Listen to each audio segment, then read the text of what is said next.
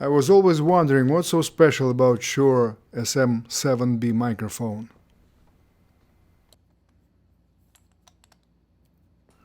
Finally, I had a chance to tear it apart and see what's inside.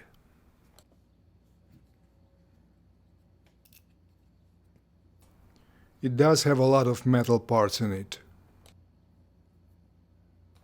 The capsule itself looks almost identical to Shure SM57.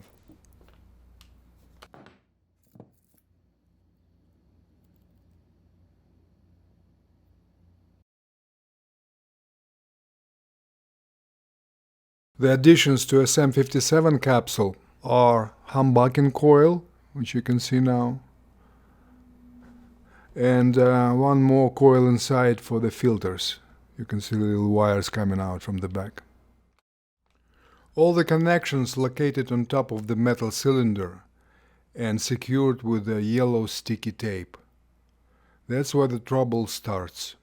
The wires coming from the main coil of the capsule are extremely thin and look oxidated somehow, not very healthy. Most of the time the capsule coil connection goes open circuit, and Shure advises you to buy a new capsule for around $100, which is the price of a new SM57 microphone. Here's the SM57 capsule on the right.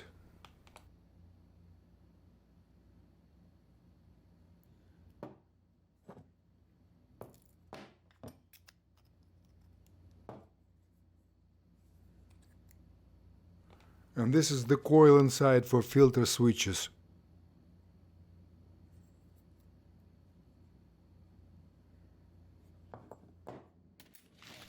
And the rest of the stuff.